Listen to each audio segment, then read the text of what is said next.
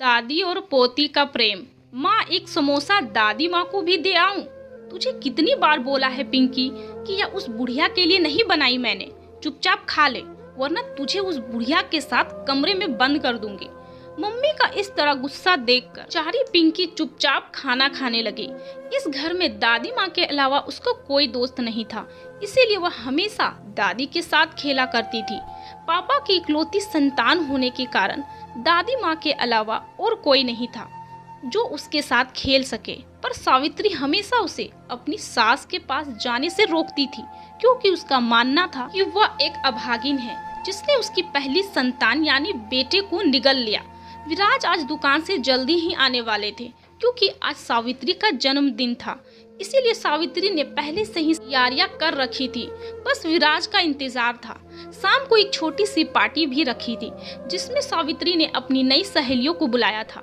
सावित्री खाना खाकर अपनी सास के लिए थोड़ी सी दाल और 2 सूखी रोटी पिंकी के हाथों भिजवा दिए। पिंकी खाना लेकर दादी माँ के कमरे में गई।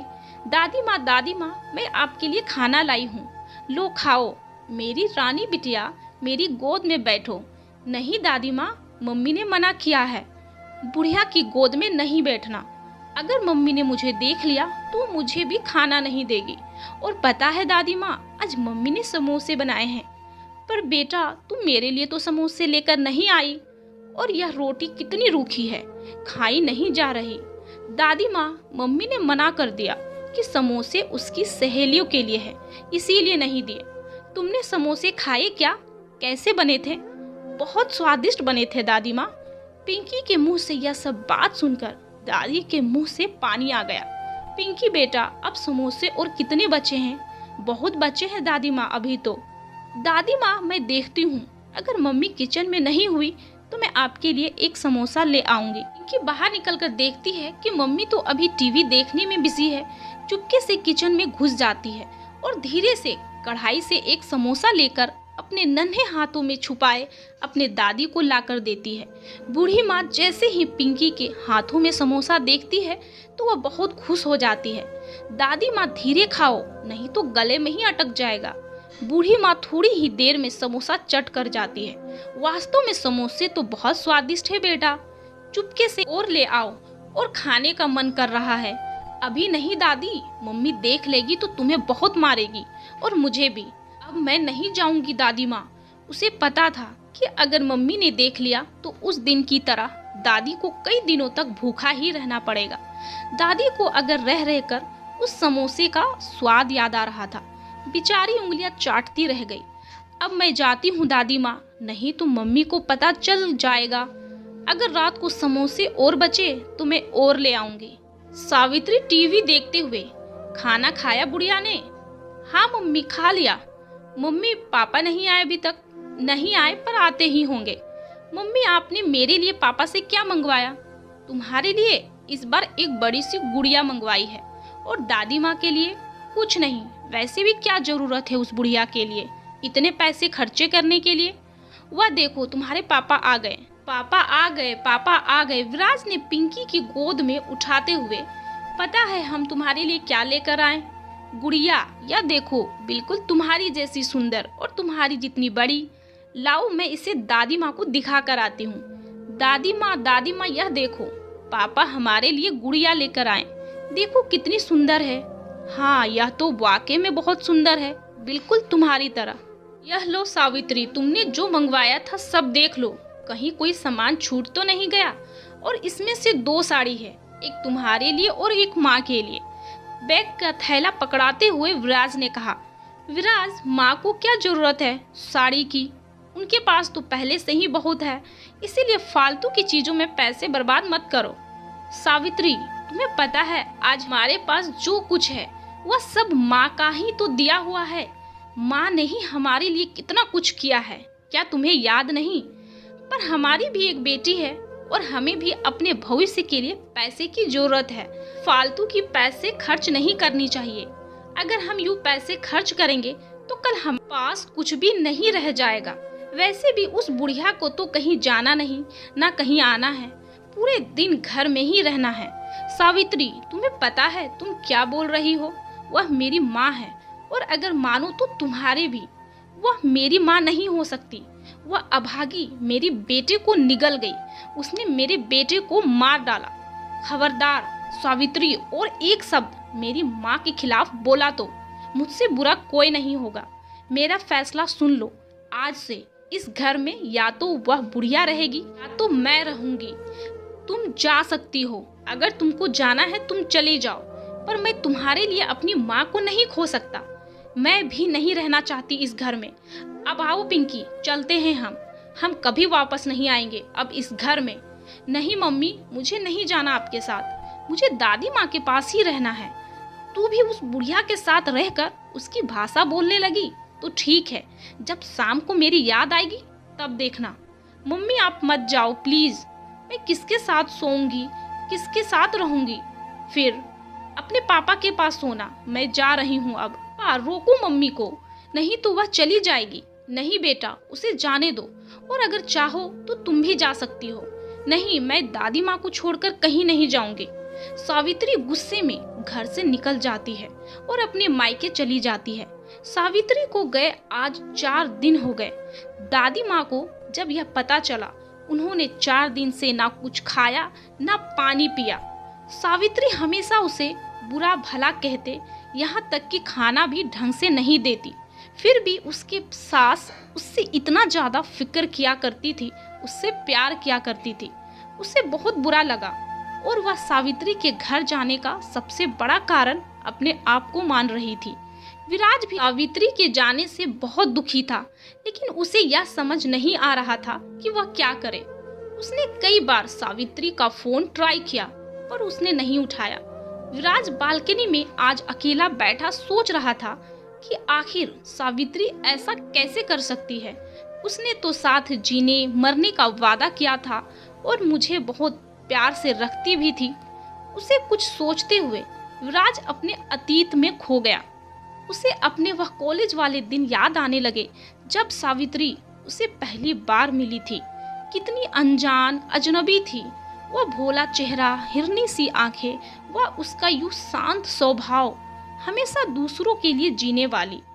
पहली ही बार में विराज उसमें इस तरह खोया कि उसने सबके सामने उसे प्रपोज कर दिया। कि सावित्री पूरे कॉलेज से अलग थी, जो विराज को बहुत ज्यादा पसंद आया। सावित्री भी इसके इस साहस को देखकर उसे ना नहीं बोल सकी।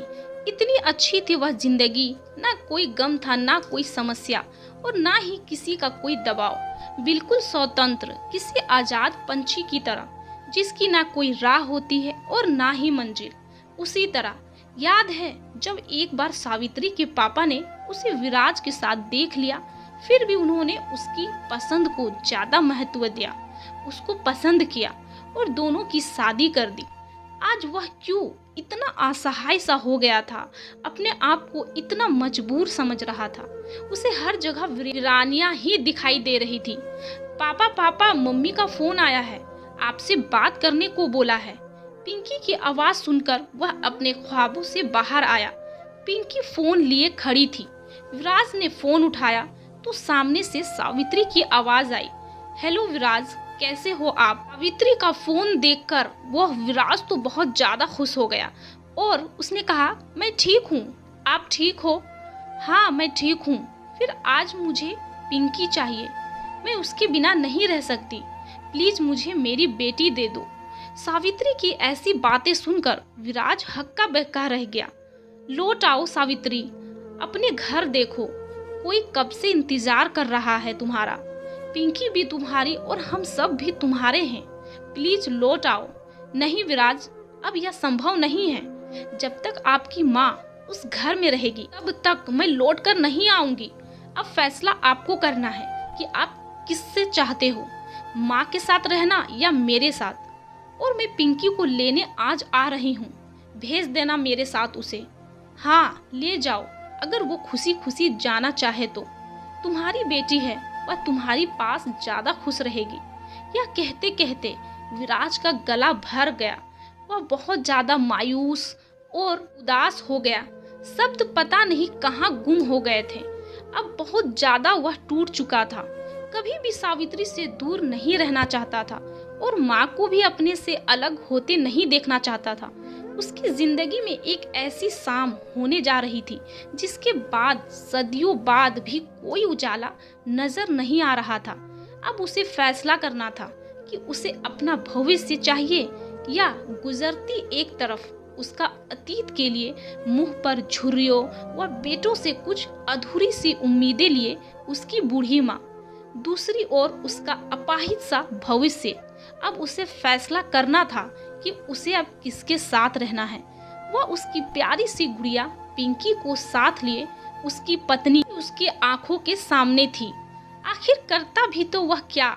वह ना तो अकेली माँ उसे चाहिए ना ही पत्नी। एक समय था जब उसकी जिंदगी में दूर दूर तक कोई गम का नाम भी ना था, पर पता नहीं किसकी नजर लगी उसकी हंसती खेलती जिंदगी को नर्क से भी बदतर हो गई। इससे पहले कि वह बोल पाता, माँ बोल पड़ी, क्या हुआ बेटा, किसका फोन था? सावित्री का फोन था। क्या बहू वापस आ रही है? हाँ माँ, वह वापस आ रही है, पर रहने के लिए नहीं, हमेशा के लिए हमसे दूर होने के लिए। विराज ने सावित्री के साथ हुई सारी बातें माँ को पूरी तरह बता दिया, जिसने कभी सोचा भी ना था कि बात यहाँ तक बढ़ जाएगी कि उसे माँ और पत्नी में से किसी को चुनना पड़ेगा और उसकी माँ को वृद्धा आश्रम जाने तक की नौबत आ जाएगी। विराज की बातें सुनकर वह कुछ देर खामोश हो गई। अंत में फैसला किया कि वह वृद्धा आश्रम चली जाएगी, कभी भी वह अपने बेटे और बहू को अलग नहीं होने देगी। माँ के मुंह से ऐसी बातें सुनकर विराज हक्का बक्का रह गया। यह क्या कर रही हो माँ, और तुम क्यों ऐसा बोल रही हो? तुम अपना खुद का घर छोड़कर वृद्धा आश्रम में जाओगी और एक अनाथ की जिंदगी जियोगी? मैं यह कभी नहीं दूंगा। मेरे रहते हुए मैं आपको कभी नहीं जाने दूंगा। क्या आप सावित्री के लिए अपना घर छोड़कर जाओगी? अच्छा होता अगर मैंने आपके खिलाफ जाकर सावित्री से शादी ना की होती, उसे अपने घर ना लाया होता, तो शायद आज यह नौबत भी नहीं आती। नहीं बेटा, ऐसी बातें नहीं हैं। सावित्री तुम्हारी धर्म पत्नी है, तुम उसके बारे में ऐसा तुम्हें नहीं बोलना चाहिए। और रही बात मेरी, तो मेरे पास तो अब बहुत कम समय बचा है, जो वृद्धा आश्रम में ही गुजार लूंगी। पर अभी तुम लोगों की पूरी जिंदगी बची है। मेरे जाने के बाद सावित्री ही एकमात्र तुम्हारी सहारा होगी। तुम्हारी वैसे भी मैं कौन सा दुनिया छोड़कर जा रही हूँ। जब कभी तुम्हें याद आए मेरी, तो तुम मिलने चले आना। वहाँ पर हर सुविधा भी होगी, नर्स, डॉक्टर, तुम्हें भी कोई परेशानी नहीं होगी और ना ही सावित्री को। माँ के बहुत ज्यादा समझाने पर विराज मान गया और माँ को वृद्धा आश्रम छोड़ने के लिए तैयार हो गया। वैसे विराज को तो ये सब बिल्कुल भी अच्छा नहीं लग रहा था, लेकिन वह मजबूर था कि वह क्या करे, किसकी बात माने। और विराज ना चाहते हुए भी उनकी जिद के कारण वृद्धा आश्रम छोड़ आया। सावित्री को जब यह पता चला कि माँ तो वहाँ है ही नहीं, माँ वृद्धा आश्रम जा चुकी है, तो वह बहुत खुश हुई कि अब उसे उस घर में कोई समस्या नहीं होगी और वह अपने ससुराल वापस लौट आई। पर विराज में वह पहली वाली बात नहीं रह गई थी। अब वह बिल्कुल बहुत ज्यादा उदास रहता था। अब पहले जैसा बिल्कुल नहीं था। वह बहुत ज्यादा मायूस और बहुत ज्यादा समय वह शांति रहा करता। सावित्री खुशी की जो लालसा लेकर यहाँ आई थी, वह उसे अब यहाँ बिल्कुल नजर नहीं आ रही थी। विराज हमेशा सुबह माँ से मिलने आया करता था। वह जब भी उस वृद्धा आश्रम से गुजरता था, माँ से मिलकर ही जाता था। वृद्धा आश्रम जाने के बाद विराज की माँ अचानक बीमार रहने लगी। डॉक्टर, नर्स बहुत परेशान हो गए, लेकिन विराज की माँ के कहने पर किसी ने भी विराज से इस बारे में बात नहीं की, क्योंकि विराज की माँ चाहती थी कि वह हमेशा खुश रहे और उसके बेटे को उसके बारे में कोई बात नहीं पता होना चाहिए। जब कई दिनों बाद तबीयत में सुधार नहीं हुआ, तो डॉक्टर ने उन्हें एक बड़े हॉस्पिटल में चेकअप के लिए भेजा। जब रिपोर्ट आई तो पता चला कि उन्हें कैंसर है और यह बीमारी लगभग 2 वर्ष पहले से है। जब भी विराज माँ से मिलने आता तो सावित्री को बहुत बुरा लगता। वह हमेशा उन्हें वहां जाने से रोका करती।